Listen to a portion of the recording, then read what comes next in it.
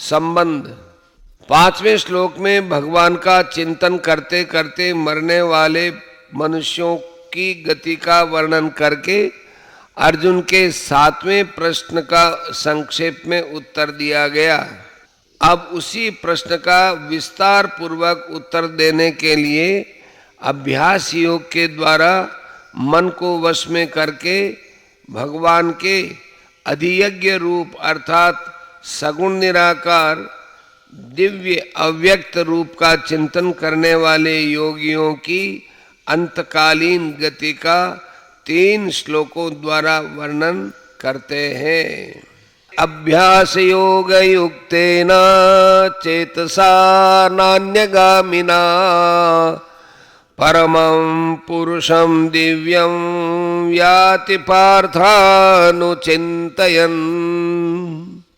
हे पार्थ, यह नियम है कि परमेश्वर के ध्यान के अभ्यास रूप योग से युक्त दूसरी ओर न जाने वाले चित्त से निरंतर चिंतन करता हुआ मनुष्य परम प्रकाश स्वरूप दिव्य पुरुष को अर्थात परमेश्वर को ही प्राप्त होता है।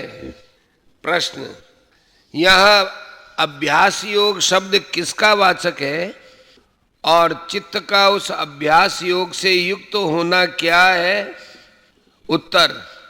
यम नियम आसन प्राणायाम प्रत्याहार धारणा और ध्यान के अभ्यास का नाम अभ्यास योग है।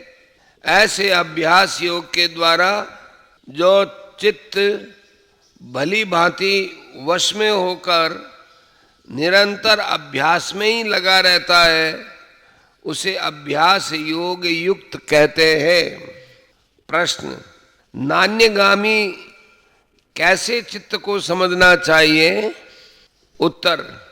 जो चित्त किसी पदार्थ विशेष के चिंतन में लगा दिए जाने पर क्षण भर के लिए भी उसके चिंतन को छोड़कर दूसरे पदार्थ का चिंतन नहीं करता, जहाँ लगा दे वहीं लगातार एक निष्ठ होकर लगा रहता है, उस चित्त को नान्यगामी अर्थात दूसरी ओर न जाने वाला कहते हैं। यहाँ परमेश्वर का विषय है, इससे ये समझना चाहिए कि यह चित्त परमेश्वर में ही लगा रहता है। प्रश्न। अनुचिंतन करना किसे कहते हैं? उत्तर।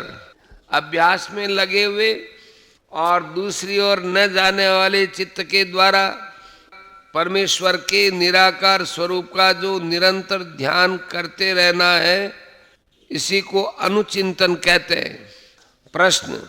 यहाँ परमम और दिव्यम इन विशेषणों के साथ पुरुषम इस पद का प्रयोग किसके लिए किया गया है और उसे प्राप्त होना क्या है? उत्तर। इसी अध्याय के 4थे श्लोक में जिसको अधियज्ञ कहा गया है और 22वें श्लोक में जिसको परम पुरुष कहा गया है, भगवान के उस सृष्टि स्थिति और संहार करने वाले सगुण निराकार सर्वव्यापी अव्यक्त ज्ञान स्वरूप को यहाँ दिव्य परम पुरुष कहा गया है। उसका चिंतन करते करते उसे यथार्थ रूप से जानकर उसके साथ तद्रूप हो जाना ही उसको प्राप्त होना है।